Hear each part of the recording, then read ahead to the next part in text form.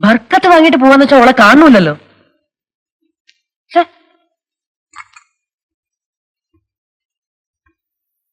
ആമിന, ആമിന,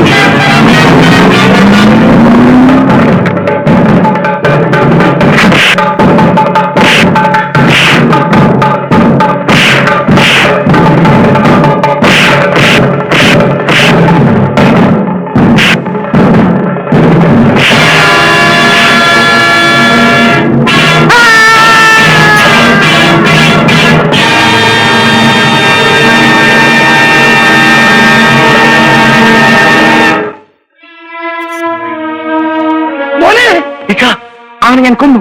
ആമിനെ നശിപ്പിച്ചവനെ ഞാൻ കൊന്നു. ഇനി അവൻ ഒരു പെണ്ണിനെയും നശിപ്പിക്കാൻ പാടില്ല. അന്നേ അവന്റെ കഥ കഴിക്കേണ്ടതായിരുന്നു. എനിക്കെന്നും സംഭവിക്കട്ടെ. കൊലക്കയറിൽ എന്റെ കഴുത്ത് കുരുങ്ങുന്നതിന് മുമ്പ് എനിക്ക് ചിലത് കൂടി ചെയ്തു തീർക്കാനും. ഞാനിവിടെ നിൽക്കുന്ന ആപത്താണ്. ഞാൻ പോകുന്നു.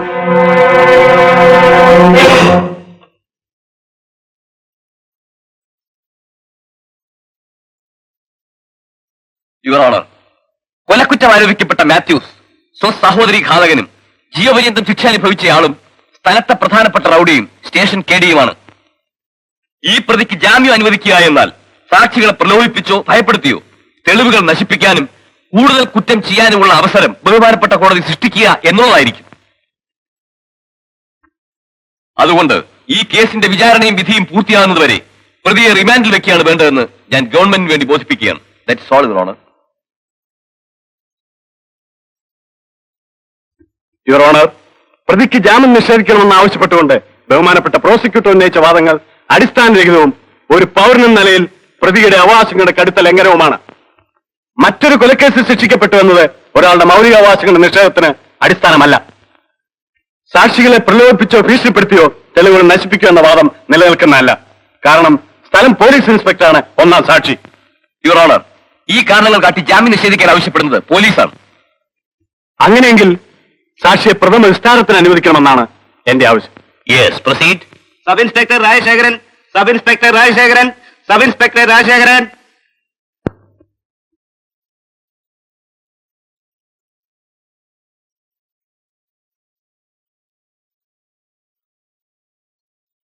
കൊല്ലപ്പെട്ട റോയിയെ കുറ്റം ആരോപിക്കപ്പെട്ടിരിക്കുന്ന മാത്യൂസ് കൊല ചെയ്യുന്നത് നിങ്ങൾ കണ്ടു, അല്ലേ?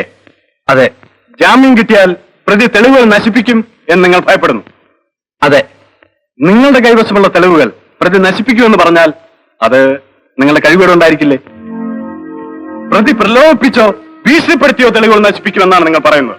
അതിന്റെ അർത്ഥം ഈ കേസിന്റെ പ്രധാന സാക്ഷിയായ നിങ്ങൾ പ്രലോഭനങ്ങൾക്ക് മയങ്ങുന്നവനും ഭീഷണിയിൽ ഭയപ്പെടുന്നവരുമാണെന്ന് തുറന്നു സമ്മതിക്കുക.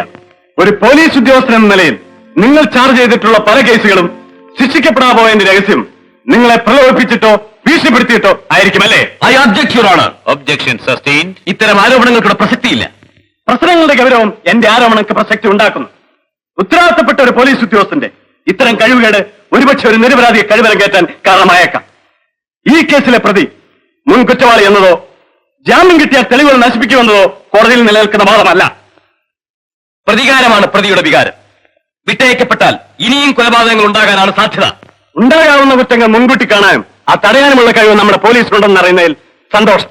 പക്ഷേ ഇത് രണ്ടും ഇവിടെ നടക്കാറില്ല. നടന്നിരുന്നെങ്കിൽ നമ്മുടെ കോടതികളിൽ കേസ് കെട്ടുകൾക്കൊന്നും കൂടില്ല. നമ്മുടെ ജയിലറകൾ ശിക്ഷിക്കപ്പെട്ടവരെ കൊണ്ട് നിറഞ്ഞു കവിയില്ല.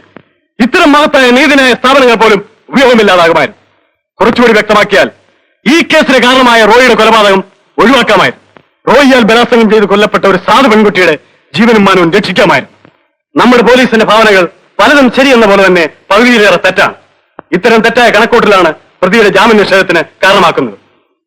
ബഹുമാനപ്പെട്ട കോടതിയുടെ ദയക്കും ജാമ്യത്തിനും എന്റെ കക്ഷി അർഹനാണെന്നുള്ളതാണ് എനിക്ക് ബോധിപ്പിക്കാനുള്ളത്. That's all your honour. ജാമ്യവാദത്തുമേലുള്ള തീർപ്പ് കൽപ്പന അടുത്ത 12-ാം തീയതി.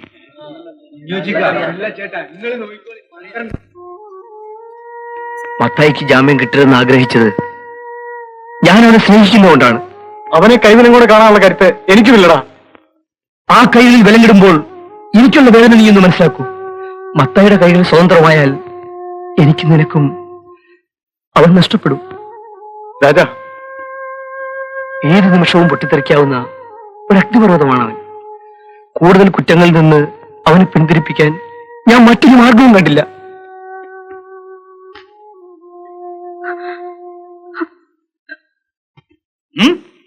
നിങ്ങൾ എന്താ മനുഷ്യ പറയുന്നത്?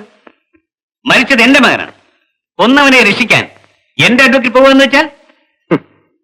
ഒരു വക്കീൽ എന്ന നിലയിൽ എന്റെ സ്വാതന്ത്ര്യം ആർക്കും തീരെഴുതി തന്നിട്ടില്ല. എനിക്കിഷ്ടമുള്ളവർക്ക് വേണ്ടി ഞാൻ ബാധിക്കും. Oh miss Indrapalan, I shall try to refresh your memory. ഇതേ മുറിയിൽ വെച്ച് മുൻപൊരിക്കൽ നിങ്ങൾ പറഞ്ഞു നിങ്ങൾ എന്റെ അഡ്വക്കേറ്റ് ആണെന്ന്.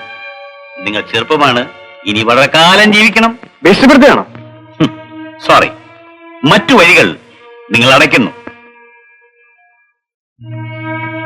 ആ, കഴിഞ്ഞത് കഴിഞ്ഞു.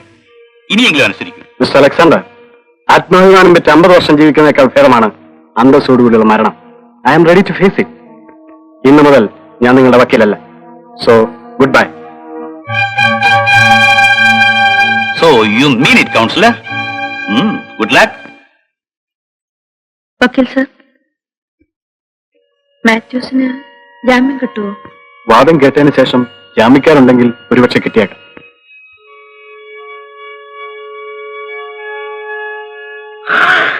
കേട്ടോ മുതലാളി, മത്തായിക്ക് ജാമ്യം കിട്ടുമെന്നാണ് കേൾക്കുന്നത്. എങ്ങനെ കിട്ടാതിരിക്കും? ഇന്ദ്രവാൻസാറിന്റെ വാദം എന്തായിരുന്നു? കോഴി ഒഴിഞ്ഞ പോലെ എല്ലോ പൊഴിയത്. ബുദ്ധി തന്റെ ഇവിടുന്ന് ഇറങ്ങിയതായിരിക്കും. അത് പിന്നെ ഇറക്കാതിരിക്കാൻ പറ്റുമോ?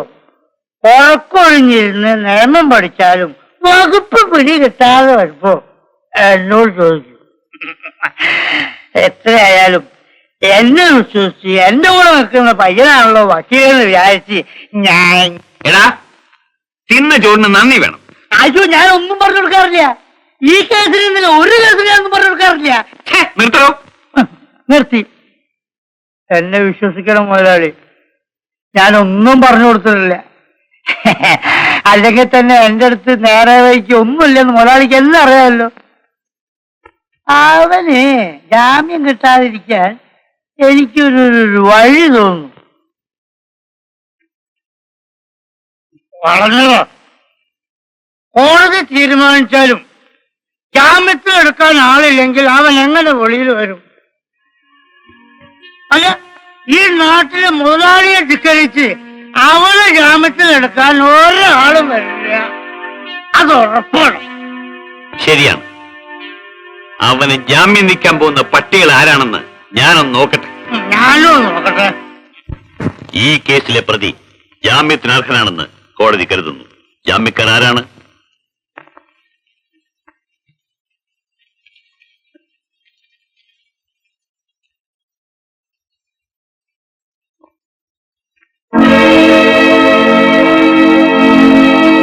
എന്താണ് പേര്?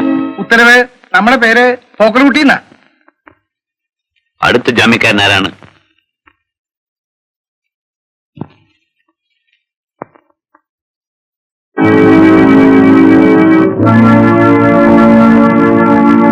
ജാമ്യക്കാരി നിന്റെ ആങ്ങളുടെ ഘാതകന് നീ ജാമ്യം നിൽക്കും.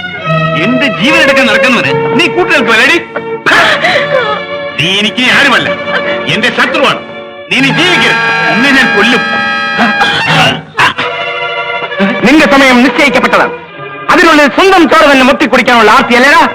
നിഷ്കളങ്കയായ എന്റെ പെങ്ങളെ നീ ചവിട്ടിക്കുന്നു. ചെയ്യാ കുറ്റത്തിന് കള്ളക്കേസിൽ കുടുക്കി എന്നെ നീ തുറുങ്കിലടച്ചു. നിന്റെ രഹസ്യങ്ങൾ വെളിച്ചത്ത് കൊണ്ടുവരാൻ ഒരുങ്ങിയ സ്വന്തം മരുമകനെ നിഷ്കരണം നീ വെടിവെച്ചുകൊണ്ടു. ഇപ്പോഴാ സ്വന്തം മകളുടെ നാക്ക് ചവിട്ടി താഴ്ത്തി കൊല്ലാക്കൊല ചെയ്യാൻ ഒരുപെടുന്നു. എന്ത് ദ്രോഹം ചെയ്താലും എന്റെ അപ്പച്ചനാണ്. പോകൂ.